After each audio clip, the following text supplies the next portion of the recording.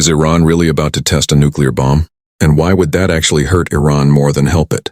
Right now, Iran has won something bigger than a military victory. It has won a diplomatic and political victory on the world stage. Its image has grown stronger by standing up to both America and Israel. But if Iran tests a nuclear weapon today, that image collapses overnight. Sanctions come back in full force. The economic support it's currently receiving disappears. Even China and the Gulf Arab states, who are currently leaning toward Tehran, would likely step back. And that kind of isolation is exactly what makes economic collapse, and even regime change, easier to engineer from outside. There's another angle too. Nuclear deterrence hasn't even stopped this war so far. Israel and America are both nuclear powers, and they still failed to defeat non-nuclear Iran and Hezbollah. So Iran appears to be playing a smarter game, keeping every part of a nuclear weapon ready to assemble at a moment's notice, using that threat as pressure in negotiations, while relying on drones, missiles, and control of the Strait of Hormuz for its actual defense. So what's stopping Iran from building the bomb today? 4 things. 1. Its enriched uranium is sitting around 60%, not the 90% needed for a weapon.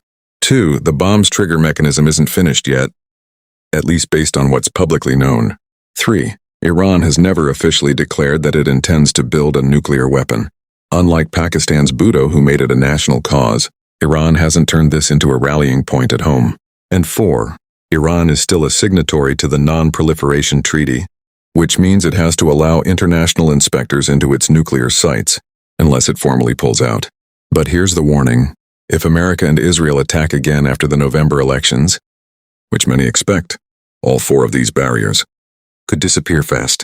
And there's already a growing sentiment inside Iran, not just among religious leaders but at the national level, that the country needs nuclear weapons simply for its own protection, the same way Pakistan does. Another round of attacks could turn that sentiment into policy. Now here's something that already shows how much Iran's position has shifted.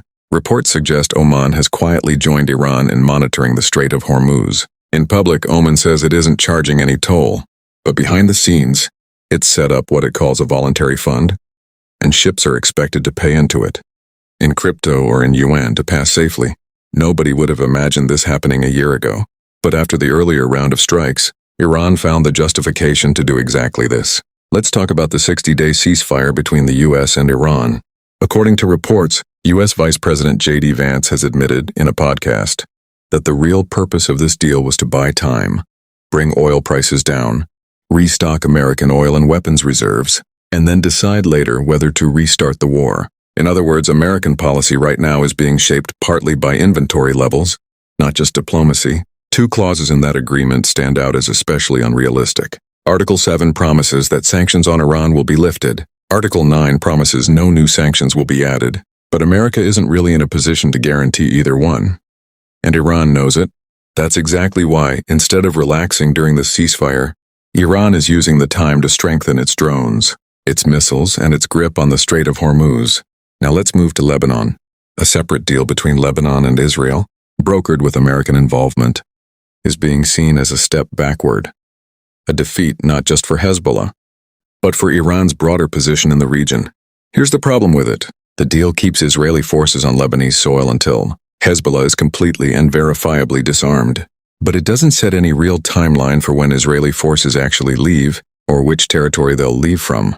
On top of that, another clause preserves Israel's right to strike anywhere it feels threatened, which means this isn't really a peace deal. It's a deal that gives Israel continued military freedom while asking Hezbollah to give up its weapons first, and that contradicts what was agreed earlier.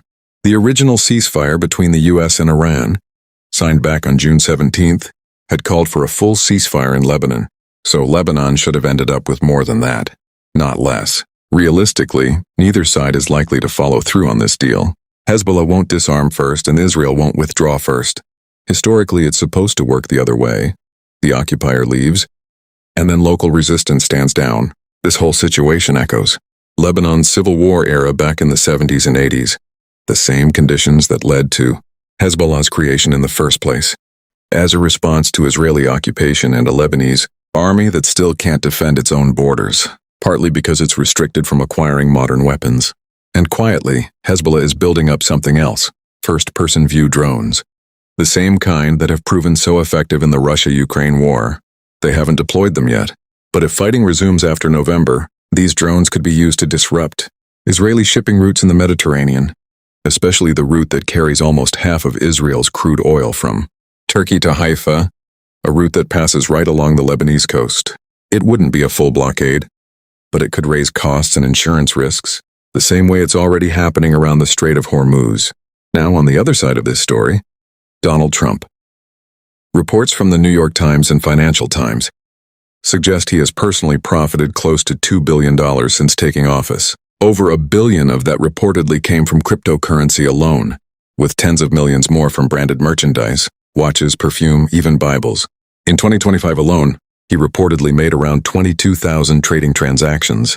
Compare that to Joe Biden, who made only about 13 or 14 transactions across 4 years. That's a serious conflict of interest concern. And his family's venture, the World Liberty Foundation, is also said to have profited heavily. The bigger argument here is simple. Supporting Israel's ongoing military campaigns is costing America politically, and combined with these financial controversies, it could cost Trump-aligned candidates the midterm elections. So where does all of this leave us? This conflict has fundamentally shifted the balance of power in the Middle East. American forces and oil can no longer move through the Gulf without some level of Iranian cooperation. Wars usually end one of two ways. Either both sides reach equal strength, or the stronger side accepts the new balance of power. And right now, America shows no sign of accepting a Middle East where it doesn't call the shots. Without a massive, years-long ground campaign, something that looks extremely unlikely, this is set to remain a long, unresolved standoff, not a war that ends anytime soon.